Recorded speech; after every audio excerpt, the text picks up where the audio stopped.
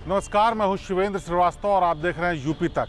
UP में विधानसभा चुनाव से पहले बीजेपी ने सारी कवायद ऐसी शुरू कर दी है जिससे कि संगठन और सरकार के बीच में सामंजस्य को बेहतर किया सके। और इसके लिए लगातार जो बैठकें चल रही हैं, उसके अलावा संगठन के नेता, उनकी कोर कमेटी के लोग ये बैठक करके तय करने की कोशिश कर रहे हैं कि आने वाले जो चुनाव हैं उनमें किस तरह की रणनीति अपनाई जाए कि ज़्यादा से ज़्यादा सीटें लाई जा सकें। संगठन की इन बैठकों का मेन मुद्दा ये है कि कैसे कार्यकर्ताओं और नेताओं, मंत्रियों और सरकार के बीच में सामंजस्य को बिठाया जाए। जितने विवाद और दूरियों की बात लगातार हो रही है, उनको कैसे ठीक किया जाए जिससे उसका असर चुनाव पर ना पड़े। इसी कोशिश में जब मुख्यमंत्री योगी आदित्यनाथ केशव प्रसाद मौर्य डिप्टी सीएम के घर पर लंच करने के लिए गए तो वहाँ पर संघ के नेताओं ने आपस में बातचीत भी की। संघ के कई नेता उस वक्त मौजूद थे। कहा यह जा रहा है कि केशव प्रसाद मौर्य के बेटे की शादी में ये लोग शामिल नहीं हो पाए थे, इसलिए वहाँ पर पहुँचे थे।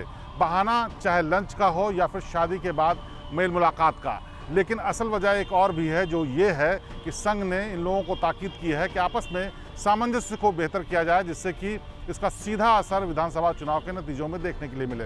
इस पूरी मुलाकात के पीछे संघ के नेताओं का बड़ा हाथ कहा जा रहा है, क्योंकि संघ ये नहीं चाहता कि किसी भी तरीके की दूरी या विवाद की बात सामने आए।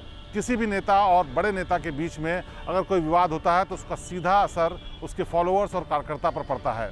और काफ़ी दिनों से माना जा रहा था कि मुख्यमंत्री योगी आदित्यनाथ और केशव प्रसाद मौर्य के बीच में कुछ दूरियां हैं। हालांकि केशव प्रसाद मौर्य और मुख्यमंत्री योगी आदित्यनाथ कई मौके पर इससे साफ इनकार कर चुके हैं। केशव प्रसाद मौर्य ने साफ तौर पर कहा कि ये सब मीडिया की उपज है।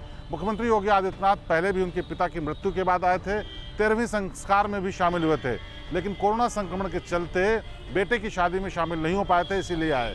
हालांकि ये बात भी वाजिब पता चलती है, लेकिन एक वजह और भी है कि इन सब विवादों की बात जब कार्यकर्ताओं और नीचे के नेताओं तक पहुंचती है तो उसका असर उनकी मोरल वैल्यू पर भी पड़ता है और इसका असर फिर बाद में चुनाव के नतीजों पर भी पड़ता है।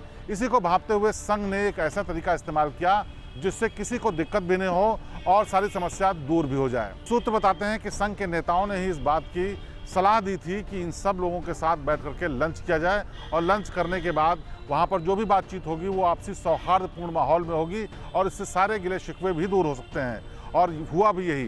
केशव प्रसाद मौर्य ने भी साफ तौर पर कहा कि कहीं कोई विवाद नहीं है। मुख्यमंत्री योगी आदित्यनाथ आमतौर पर इस सब बारे में बात नहीं करते, लेकिन उनकी भावभंगिमा भी बताती है कि उनकी तरफ से भी कोई नाराजगी नहीं है। बहरहाल उत्तर प्रदेश में चुनाव होने वाले हैं और उससे पहले बीजेपी ने पूरी तरीके से अपनी रणनीति तैयार करनी शुरू कर दी है।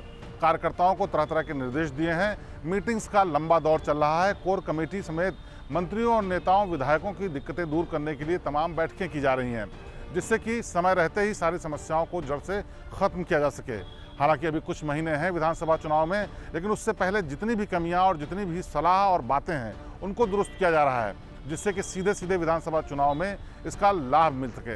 बहरहाल संघ की कोशिशों के बाद मुख्यमंत्री योगी आदित्यनाथ और केशव प्रसाद मौर्य जो लंच के लिए इकट्ठा हुए, उसका अच्छा संदेश जनता के बीच भी गया है, क्योंकि उप मुख्यमंत्री के तौर पर केशव प्रसाद भी बहुत मजबूत माने जाते हैं और योगी आदित्यनाथ मुख्यमंत्री होते हुए अपने बेहतरीन कार्यकाल को पूरा कर रहे हैं।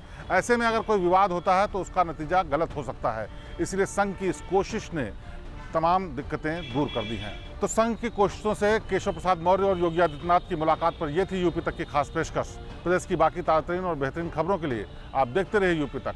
आपसे फिर होगी मुलाकात। नमस्कार।